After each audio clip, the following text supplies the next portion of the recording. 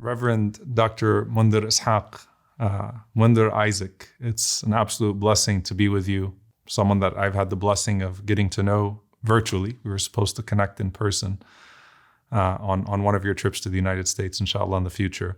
We must make it happen for sure. Inshallah. But it's an absolute pleasure to have you. Thank you for taking the time out, joining us live from Bethlehem. I think that for many of us, we really got to know you through your famous sermon in 2023, Christ in the Rubble, where you talk about Isa alayhi salam, Jesus, peace be upon him, in the nativity scene. And I think the cognitive dissonance of particularly Western Christians and how they, have somehow allowed, obviously some denominations, particularly on the Christian right, have allowed their denominations to be hijacked by a Zionist narrative. And you spoke very passionately. Never again should mean never again to all peoples. Never again has become yet again. Yet again to supremacy. Yet again to racism. And yet again to genocide. And sadly, never again has become yet again for the weaponization of the Bible and the silence and complicity of the Western Church. Yet again for the Church siding with power, the Church siding with the empire. It was very moving to many people. In fact, I know a church here, Friendship West, Reverend Freddie Haynes, who actually, along with some activists, they recreated that scene, and I believe that became a book. But you're at the center of all of this as a Palestinian Christian. And for many people, they've been seeing the scenes, particularly this past week.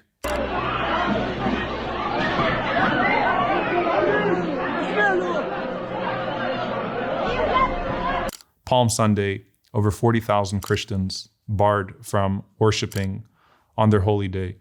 Al-Ahli Baptist Hospital bombed, people killed once again. Prior to that, one of the oldest churches in Christianity in Gaza, which in and of itself says a lot about the history of Palestine, bombed. Can you tell us what it's like being a Palestinian Christian, trying to explain to particularly Western Christians who have come under the spell, if you will, in regards to the Zionist narrative and justified prior to genocide, occupation, and apartheid?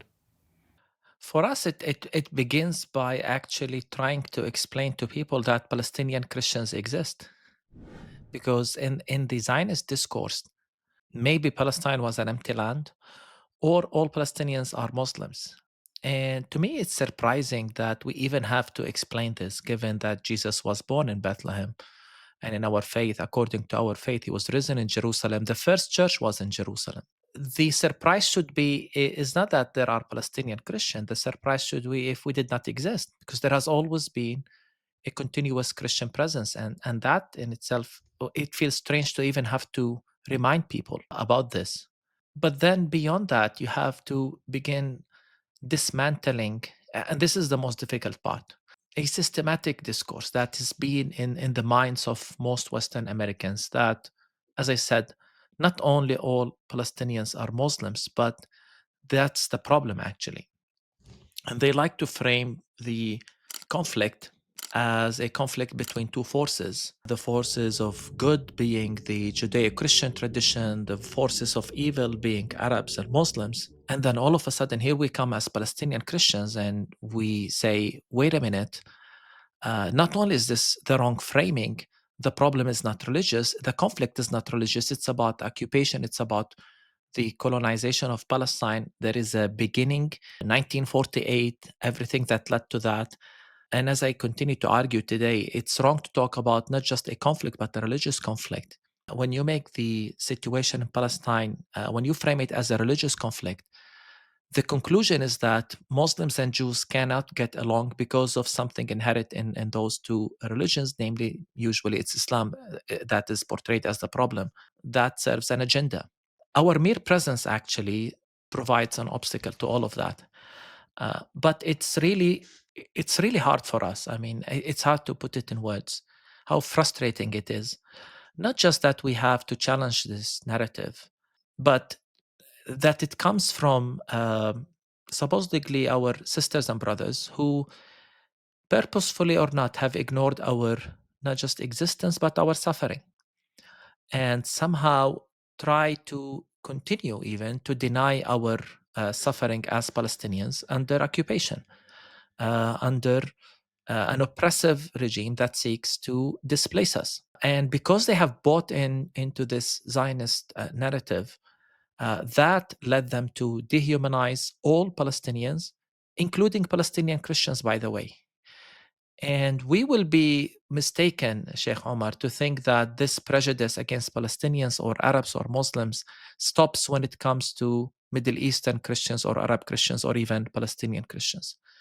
I can tell you so many stories of how I was mistreated, even, by the way, all of this before October 7th, and many of my colleagues by the Western Church just by virtue of being Palestinians. This is the sad thing about Zionism, is that it is an ideology that has led to the dehumanization of an entire people group.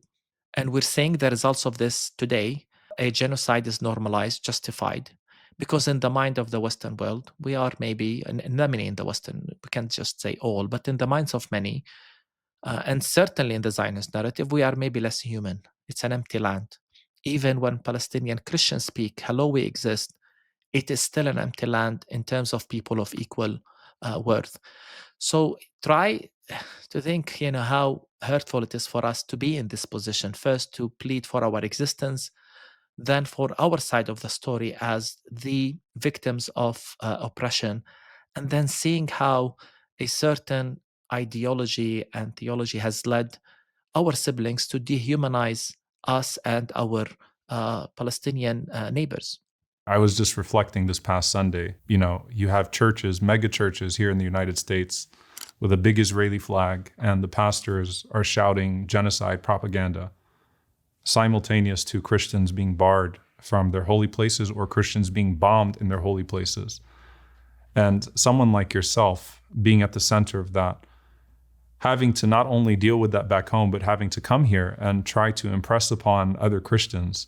What type of Christianity are you following? What type of humanity do you have? One thing that I appreciate about your discourse is that it reminds me of the post 9/11 US climate, where the Sikh community started to be targeted because people mistook them as Muslims. And many Sikhs came out and didn't say, we're not Muslims, so please stop targeting us. They came out and said, we're not Muslims, but it's not okay to target Muslims anyway. And what I appreciate about your discourse and what I appreciate about the discourse of many like you, which I think speaks to the Palestinian spirit and the Palestinian bond and harmony that's existed for generations, is that you're not saying, by the way, as you're oppressing Palestinians or speaking about those barbaric Palestinian Muslims who are really the problem, make sure that you also, carve out some space for us as Palestinian Christians.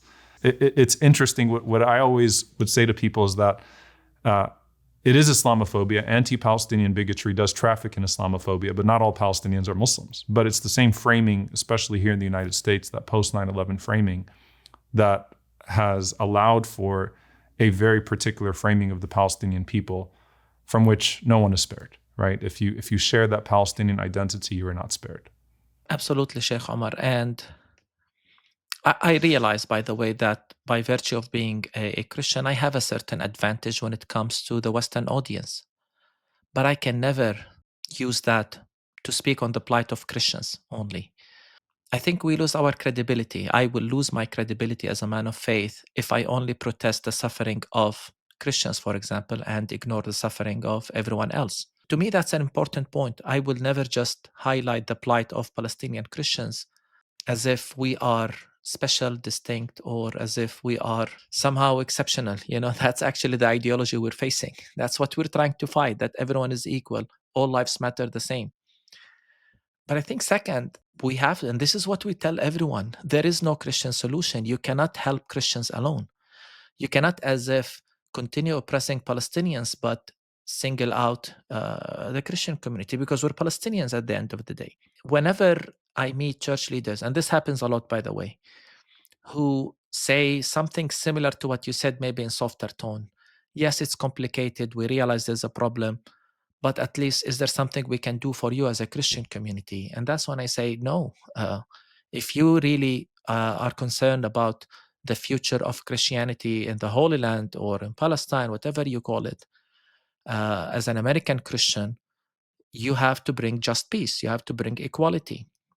There is no future for us as Palestinian Christians under apartheid. It's plain simple. So you cannot just be concerned about the plight of Palestinian Christians and then ignore everything else. It doesn't work. Even if you are only concerned about Christians, let's just say you only care for Christians. If you really want the best for our community, then you have to end the occupation. You have to end systematic discrimination against Palestinians because we are part of the Palestinian people. I was watching a documentary a few years ago where there was this positioning of Bethlehem in particular as a place where Palestinian Muslims oppress Palestinian Christians. And it was deeply ironic to me as a Muslim because we read the history of Umar ibn al-Khattab radiallahu anhu not wanting to pray in the church so that it wouldn't be taken as a masjid later on in history, and actually stepping away from the church to offer his prayer, and then the construction of Masjid Umar that comes after that. And the way that this documentary was framing it was that the Muslims, the Palestinian Muslims, were facing their speakers towards the church to harass the Palestinian Christians, to stop you from properly worshiping. And somehow the entire narrative of apartheid, the physical walls of apartheid and the systematic discrimination from the state of Israel was completely absent from that documentary. And it just made me think about how brainwashed people could actually be. This is prior to 2023. We take great pride as Muslims and as Palestinians, right, in the history of coexistence, and the history of people being protected, of religious places being protected, of coming out of the dark legacy, right, of the Crusades at the time, and then since then historic churches and communities surviving, thriving. Of course, not without friction at times, but at the end of the day, it says something when these historic places of worship have existed for hundreds and hundreds, if not thousands of years. What do you say to someone who comes to you and says, look, in private, are Palestinian Muslims bad people? Are they seeking to oppress you? What is it like living with Palestinian Muslims?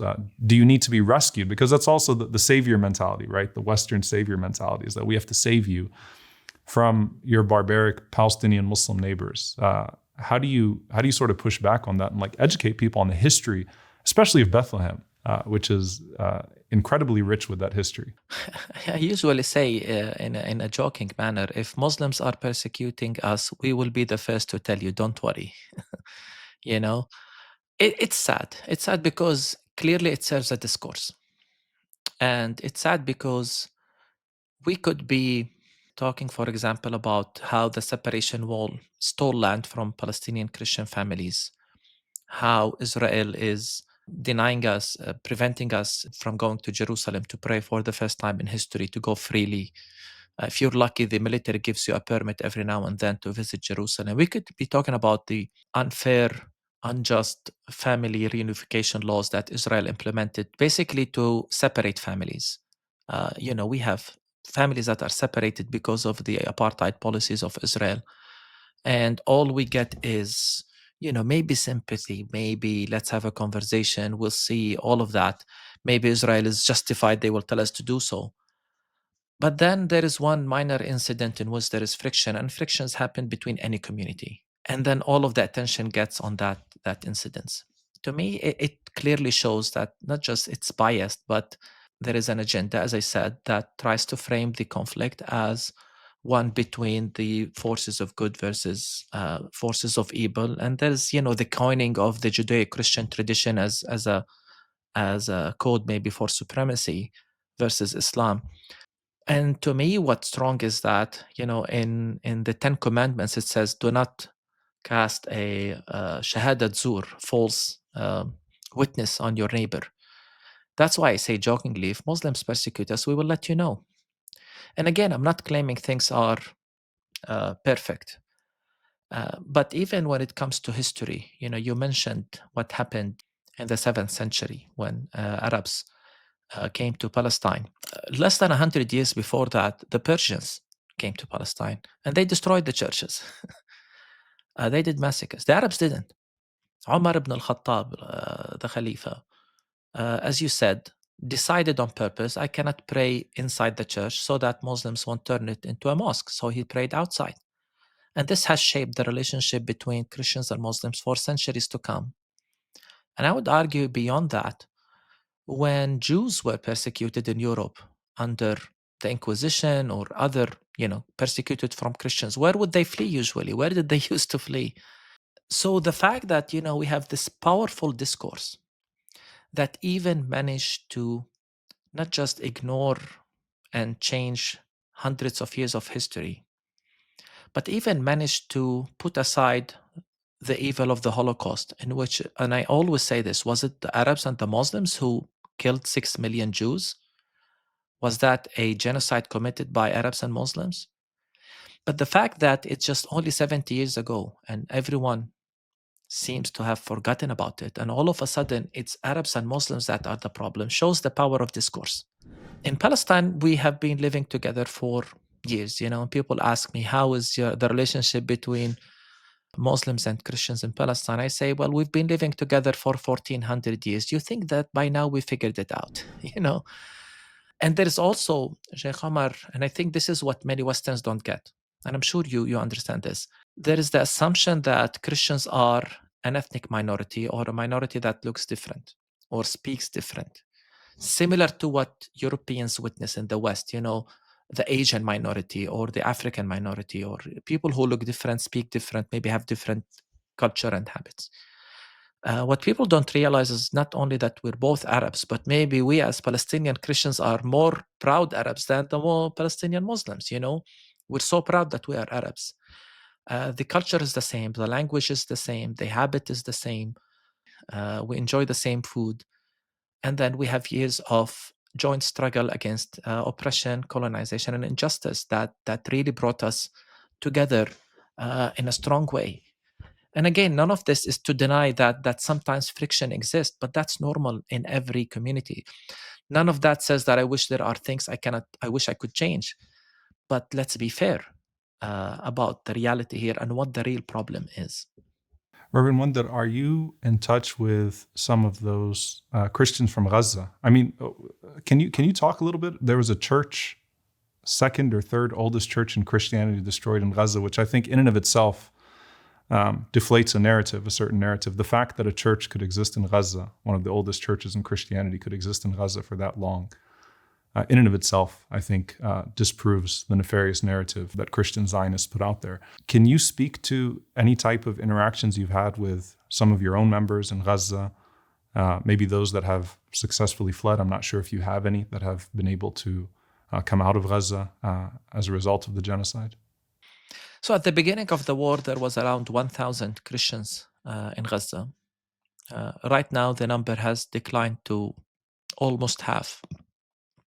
At the beginning of the war, many were able to escape through Rafah, especially those with dual citizenship. But sadly, many were killed. And we always highlight those who were killed directly by the bombing of the church. Or I think at least 3 women were killed by snipers. 2 within the church. I mean, inside the church campus, in front of the doors of the church. I mean, I talked to the nun who told me she pulled them inside the church after they were shot. And then when when others tried to rescue them, they were shot at. And then there was a woman that was killed outside of the walls of the church by also snipers. That woman is a teacher, music teacher that everyone knew and loved, and she was shot in her leg. When we talk about the horrible stories of the genocide, we should keep this in our memory, I think, as Palestinians, especially given that the world is trying to deny what happened. This woman was actually left to bleed for more than 24 hours, and then eventually was killed as a result of no one could reach to her, because if you tried to reach to her, you will be shot at. She's a woman, I think, in her late 70s or early 80s. And then, and I'm sorry to say this, then the tank, drove over her body. This is a beloved Palestinian Christian woman that taught music for generations in Gaza. The Church of St. Porphyrius, as you said, is one of the oldest churches in the world, which reminds us again that the Christian community in Palestine is among the old, not among, it is the oldest Christian community in the world. We will be fools to think that churches are protected, or that Israel does not target churches. 18 people were killed in that bombing, including 9 children. Many others were injured. This was, I think, less than 2 months into the genocide. The hospital was targeted several times. Al Ahli Hospital. It's known as the Baptist Hospital. It's actually supported today by the Anglican Church, and they still do an amazing job, even today, trying to reopen it after the attack on Palm Sunday. Nowhere is safe in Gaza, including churches, including hospitals that are supported by churches. And as I said, I mean, to think that the Christians who sought refuge in the churches could not at a certain point walk between buildings or else they will be shot is just, what kind of mind does that? And by the way, we talk to them. We talk to the Christians in the churches, and they are very, very, strong on the idea that no militants ever enter the church. But despite that, they not just targeted the church, but with snipers, they shot the women who were walking between the buildings close to Christmas of I think 2023. There's such a deep irony in that. Like it's American bombs coming from a supposedly Christian nation, and always speaks about protecting Christian communities and is murdering one of the historic Christian communities in Gaza itself, right? Taking it to half its population. It's incredible. Sheikh Omar, what we hear from the families in Gaza that we are in touch with is that, first of all, they pray and hope they survive. The constant trauma that Palestinians live in Gaza is beyond imagination. We cannot put it to words. We cannot even, we talk about it, but it's hard to be there. It's hard when we talk to them, hearing the planes 24 hours, that monitor and take pictures and so on in the background. This constant reminder that at any second their life could end. Some survived, they were injured, but will they? But then they tell us we have no homes. We are in the churches. Some went back to their homes, partially destroyed. Some, their homes are completely destroyed. So they have no homes. So if they survive this genocide, will they choose to stay, knowing that it could take years, maybe of living in tents, or as they are now in classrooms in churches? This is the sad reality that we're talking about, not just, by the way, bombs that are manufactured in the United States. As I write in my book, the sad reality is that there are Christians who supported this war. And that's why I was, and I continue to speak out against this support, which is the exact opposite of everything Jesus taught us. I mean, read the Gospels. What Jesus are they following? Jesus was the exact opposite of believing in violence. If I could ask you, Reverend Munther, about your own personal relationship, perhaps with maybe some of the imams in Jerusalem or Bethlehem, and what those conversations look like in terms of resisting occupation and apartheid together. I think it would be very enlightening.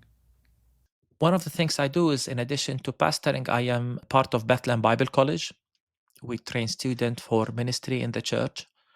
We are a theological center as well. And we have a very strong relationship with Al-Najah University, the Sharia school at Al-Najah University, that trains clergy for mosques. And we have conversations together, whether as professors or as students, sometimes together. The most difficult part is bringing students together is the checkpoint. That's, believe it or not, that's the most difficult part. So the relationship, honestly, is one of friendship. When we see one another, the first thing is just we hug, and there is genuine appreciation for what both of us do, and there is this right now more than ever insistence that we use our faith as a source for peace and bringing people together. So this is the kind of conversation we're having. What does it mean? How can religion serve civil society? And then how can it also help us in our struggle against the occupation? What values do we get from our faith to help us not just live together, but bring the best out of one another to serve our communities And in our context, of course, as Palestine, that means resisting the occupation. How do we join forces together in that regard, as if using the faith principles? And as such, I speak in the whenever I am able to go to Nablus, I speak there. My professors at the Bethlehem Bible College also have spoken there. They came and spoke in our college.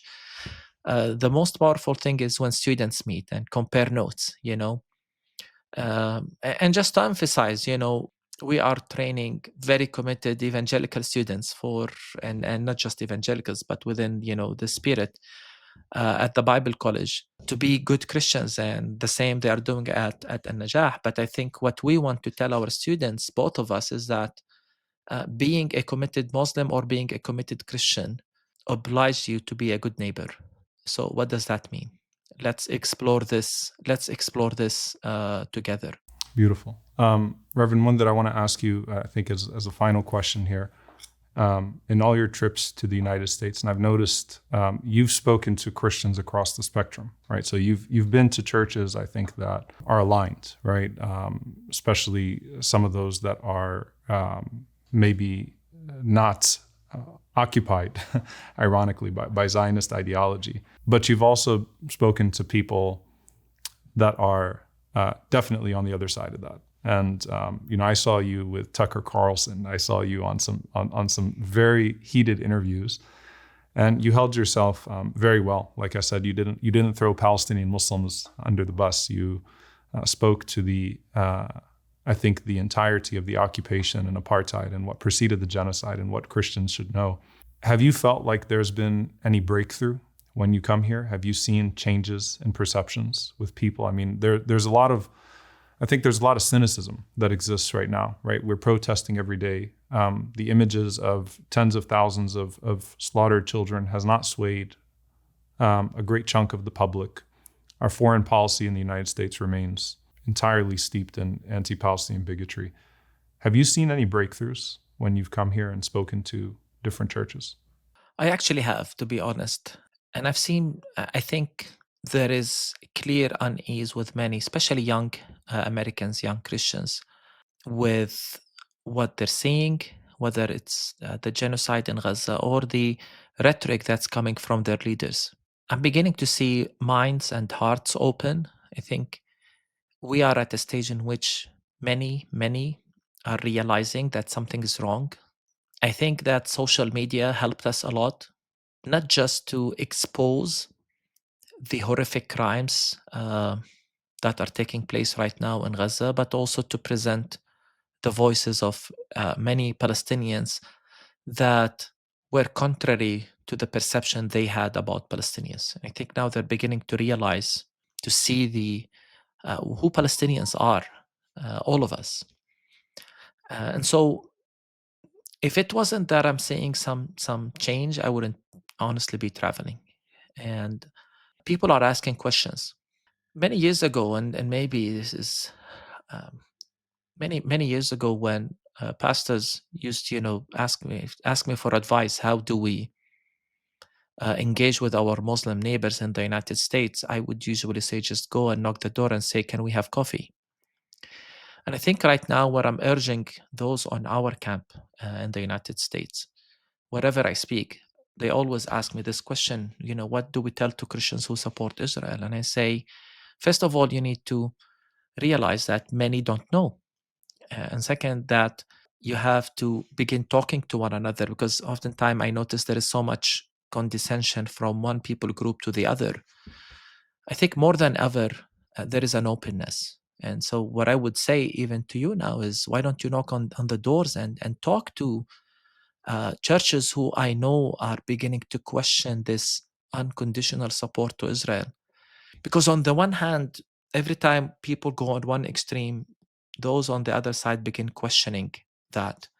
And I'm not just saying this from my own experience, because I continue to monitor studies, and they all show that people are not fully in line with what their politicians or church leaders are saying. And I'm also seeing unprecedented, maybe new support from many pastors around the United States. The response I receive when I speak The messages I continue to receive from pastors on my social media or on my email clearly shows that people are beginning, as I said, to question this support and that they are thirsty for a different narrative.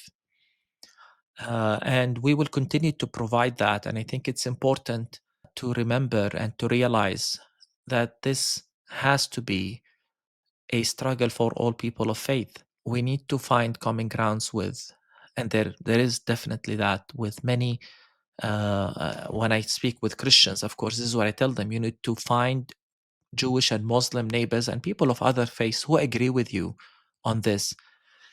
Because, in a sense, when I said Gaza has divided our world, has become like a moral compass to our world, it's a good thing, in my opinion. We need to know where people stand. And I'm seeing many Muslims and Jews coming together and Christians. Maybe there is an opportunity here. What breaks my heart is that, I do these visits, I speak to hundreds, sometimes thousands of people. I see that many people are changing. I see many people, saying we want to know more. But then you go back and it's the same story. A genocide is unfolding as we watch. The occupation is getting harder and harder. That does not mean we have to stop or that we should stop. And so the issue of educating and speaking to our neighbors, I feel it's a mandate for us as people of faith, at least to protect the integrity of our faith, to say that we were not silent when such an atrocity was taking place. And as I said, I think ultimately people will see the light. I'm convinced of that. We have to believe that justice will prevail. Yeah, thank you so much for sharing that and for being with us. I think that there's a common concern that many Palestinians have, which is the pace. We're seeing minds change, but how quickly can they change? And how quickly can we take those changed minds and convert that into collective action to stop this occupation and to liberate ourselves, inshallah. So I think that there's a sense of urgency, and that is why we have to keep on pushing. And everyone feels that urgency, I think, across Palestine. The fact that you come here, I know it's uncomfortable for you to try to speak to those congregations, is very noble and admirable, and we appreciate that. And I pray that next time you come, we're able to meet in person. And I thank you always for the advocacy that you've been doing to push back on Christian Zionism and to push for humanity and to push for our people. Thank you, and we need to make sure we make it happen next time that I come. You're part of the United States. I know we wanted to do this for a while now, but at least we met virtually and we had this conversation. So let's make sure next time it's in person. Inshallah. Thank you so much. It will be my honor. Thank you, Sheikh.